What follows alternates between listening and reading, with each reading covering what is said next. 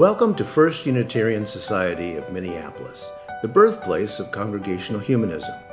We carry on that tradition of free thought today, dedicated to promoting a free search for truth, meaning, and justice.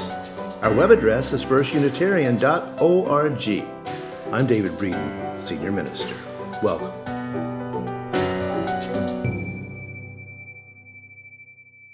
I want to start with a reading from Valerie Kaur. Valerie Kaur is a civil rights activist and attorney, a filmmaker, and she has written this wonderful book, See No Stranger, in which she reminds us that revolutionary, inclusive love is the most important thing we can do right now. It's urgent and important. She writes this: our minds are primed to see the world in terms of us and them. We can't help it. The moment we look upon another person's face, our minds discern in an instant whether or not they are one of us, whether they are part of our community or family or country, or one of them.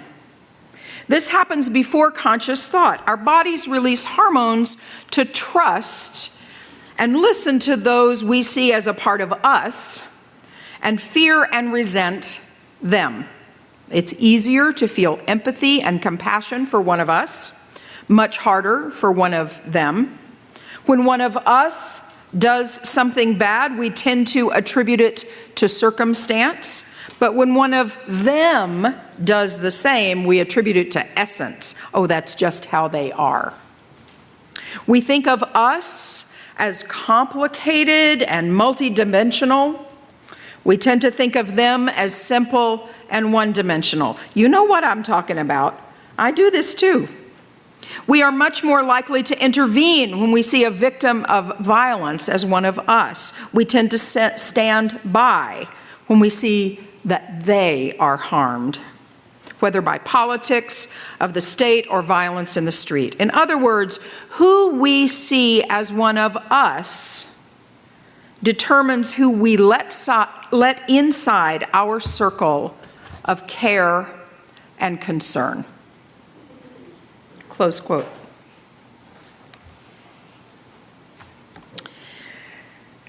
This past Wednesday morning, about 130 of us gathered in the Astor Ballroom of the New Orleans Crowne Plaza Hotel for the plenary session of the Sacred Conference. Sacred stands for Spiritual Alliance of Communities for Reproductive Dignity. Spiritual Alliance of Communities for Reproductive Dignity. Thank you. It was a group of a lot of red state folks, some blue state folks, but all people of faith who were coming together with the goal of rewriting the narrative and changing the culture. The opening worship was the day before, and it had included prayers and welcome from the Afro-Cuban spiritual tradition of Lakumi, from Christian, Hindu, Jewish, Muslim, and Unitarian Universalist speakers. This day, on Wednesday, the schedule said that we would get into the content, the framing of the gathering. But as sometimes happens at conferences, we needed to pivot to make space for what was happening in the moment. The leaders of the conference told us that one of the key staff people who had brought it all together had gone to the local hospital the night before for a pre-existing medical condition. And among this group of faithful folks, the decision was made to pray for her in this space. So we were going to pray for her, and they invited the people who were especially close to her to come up to the front. What I expected to be a short prayer for one person ended up taking the entire hour and became a corporate prayer for the whole world, the entire planet, and all of her inhabitants. It was shocking and surreal and uncomfortable. And for me, it was so healing, and I cannot quit thinking about it. It was a plenary hour of prayer.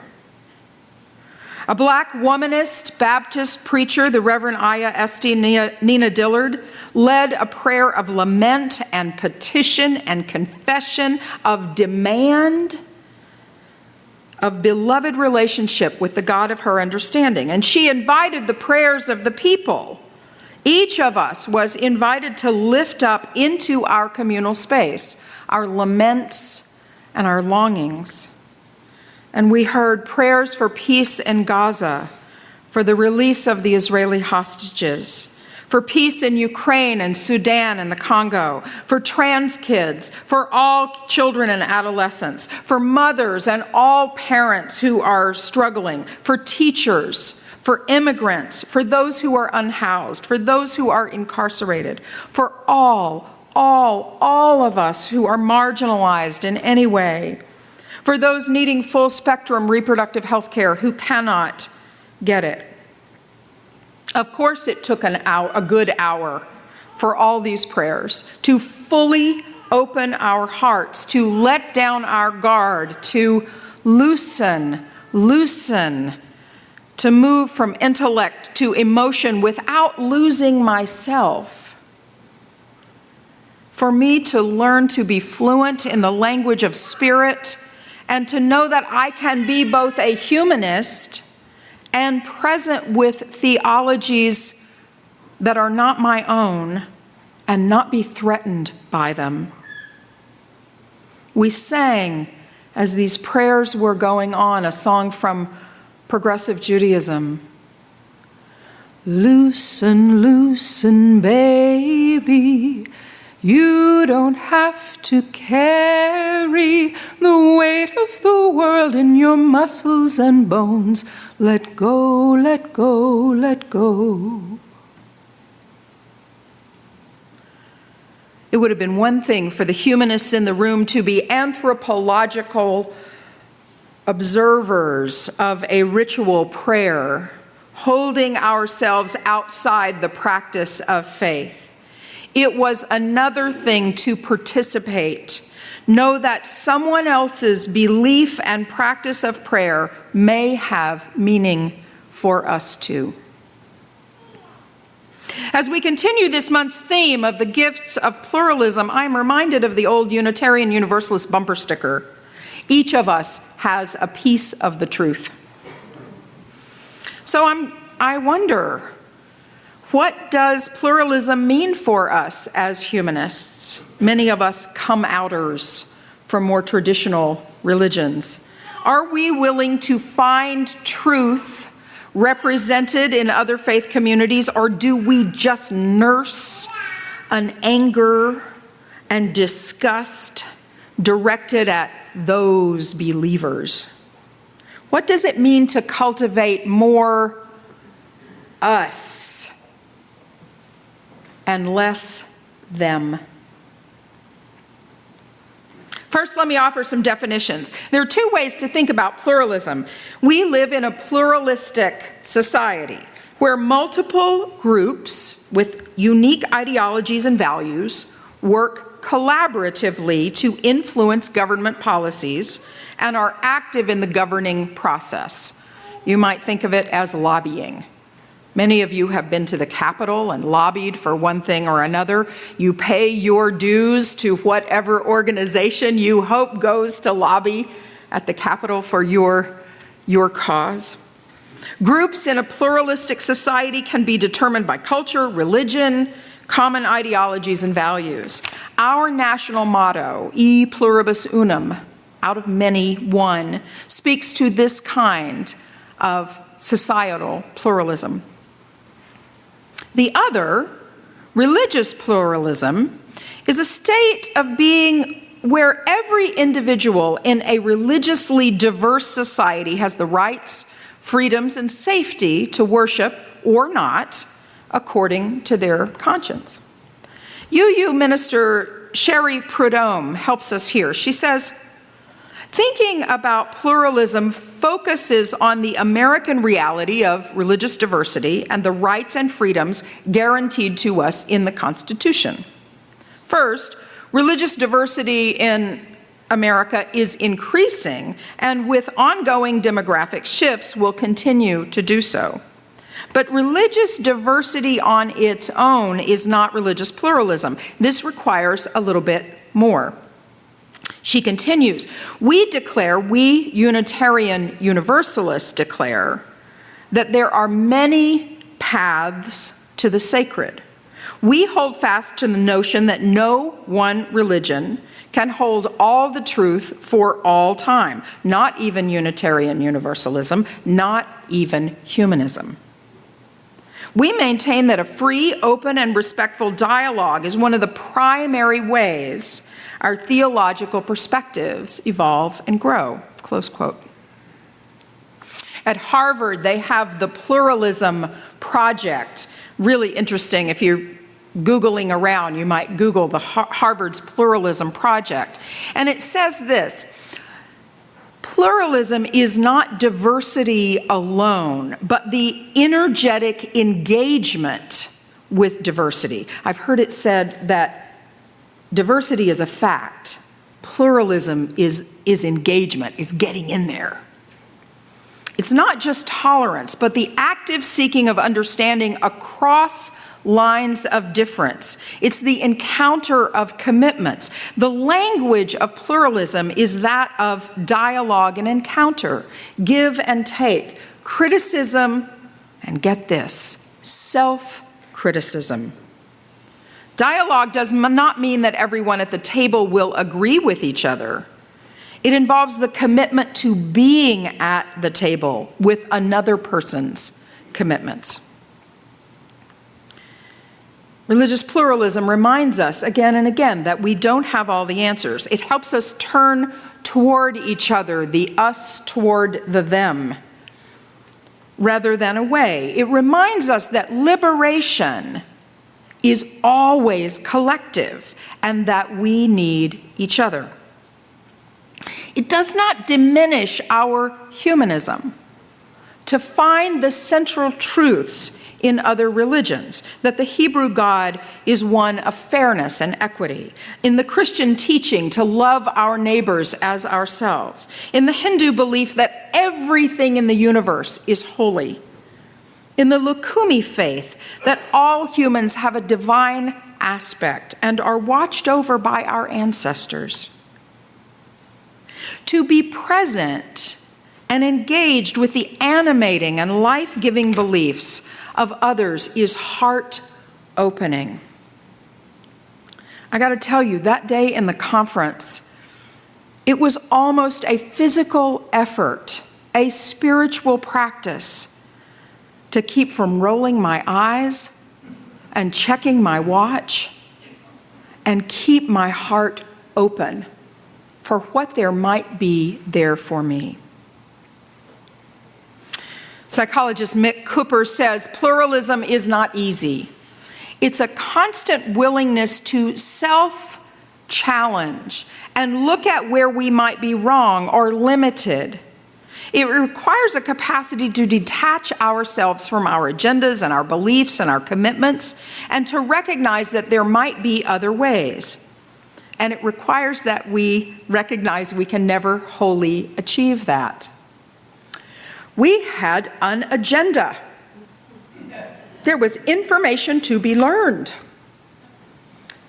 I kept thinking, well, what are they going to do? Are they just going to push it back an hour? What does that mean for lunch? It was good to not be in charge. But what was needed in that hour of prayer, holy, holy hour of prayer, was just to be present and let the rest of it go. We did get the rest of the information. We got it. It was wonderful. And there was no altar call, nobody called us to repent or anything like that. It was really good. I want to share a quick story from when I arrived at FUS 9 years ago. One Sunday, an elder member of this congregation saw a child alone in a religious education classroom, kneeling, doing whatever she was doing. The elder said to her, "I hope you're not praying." I'm sure that person thought it was funny. I'm sure they thought they were trying to make a connection or a joke or something, but it wasn't funny, and your reaction tells me you hear it as not funny. He was policing her. He was policing her theology. He was policing her body position. And there was a piece of shame in there. Where's that family now? Not here. Any of us can make a mistake. We do not do this perfectly. But being part of a community means recognizing that we, in fact, are not as homogeneous as we think we are. Some of you have told me I would join this place, but it's just too rigid in its humanism. I want space for me to explore what it means. We're allowed to be who we are. It's fine. We are proud of our humanism here. And I hope that what we can also be is soft and welcoming and wondering whether or not every answer we have is the right one. The gifts of pluralism are opening our hearts, are reducing shame, and especially working with our progressive partners who are faithful people for justice, equity, compassion, and collective liberation. I shared this quote with you a few months ago, I think, and I want to share it again because it's living in me so much. The Reverend Dr. Kendall Gibbons says this of her work on spiritual maturity. "This is the kind of person I want to become, finally. Self-aware, reverent, real, strong, compassionate, graceful, humble, loyal, faithful, interdependent, at peace with my mortality, and fluent in the language of the Spirit." This is individual and collective work, worthy of us as humanists, and worthy of creating more us and less them. May it be so, and amen.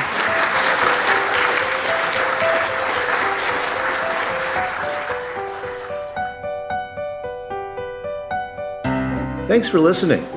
You can find much more about humanism and what's happening at First Unitarian Society in Minneapolis by visiting our website at firstunitarian.org.